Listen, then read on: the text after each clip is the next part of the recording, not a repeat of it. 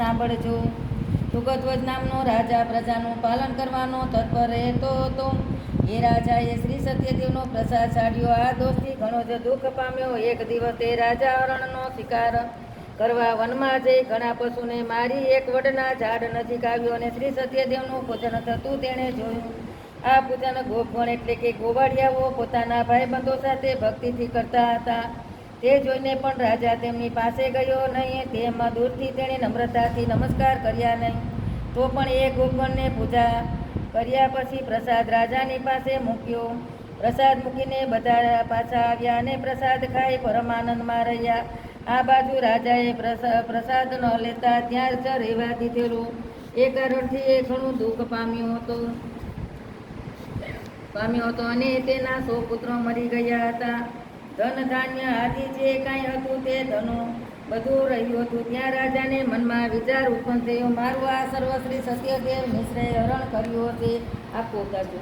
તે માટે હવે જ્યાં શ્રી સત્યદેવનું પૂજન થતું હશે ત્યાં હું જઈશ એવું મનમાં લાવીને રાજા ગોપગણ પાસે આવ્યો અને ભક્તિ અને શ્રદ્ધાથી એ ગોપગણ સાથે શ્રી સત્યદેવનું પૂજન કરવા લાગ્યો.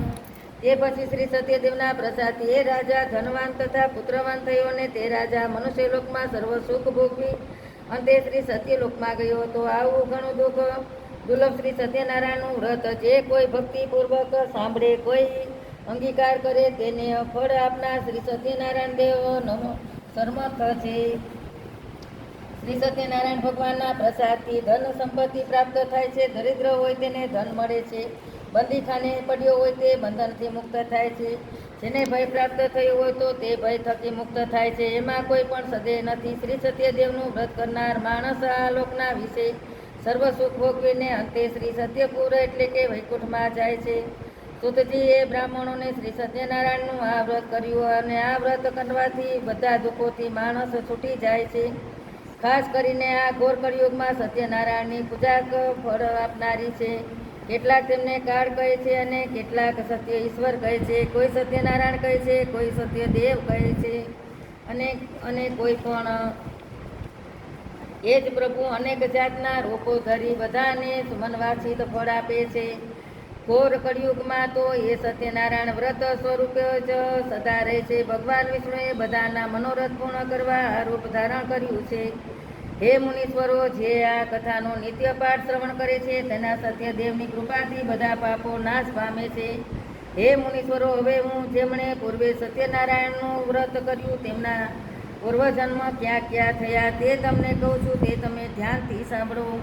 મહાબુદ્ધિશાળી સંતાનંદ નામનો બ્રાહ્મણ સત્યનારાયણનું વ્રત કરવાથી બીજા જન્મમાં સુદામા નામનો બ્રાહ્મણ થયો હતો. તે જન્મમાં ભગવાન શ્રી કૃષ્ણનું ધ્યાન કરી મોક્ષપદને પામ્યો હતો અને લાકડાના ભારાવાળા ભીલ સત્યનારાયણનું વ્રત કરવાથી બીજા જન્મમાં ગૃહરાજ નામનો રાજા થયો. તે શ્રી રામ ભગવાનની સેવા કરીને મોક્ષને પામ્યો હતો. ઉલ્કામુખ નામનો રાજા સત્યનારાયણનું વ્રત કરવાથી બીજા જન્મમાં દશરથ રાજા નામનો રાજા થયો હતો. તે જન્મમાં તે શ્રી રંગનાથ ભગવાનની પૂજા કરી તેથી વૈકુંઠમાં ગયો હતો.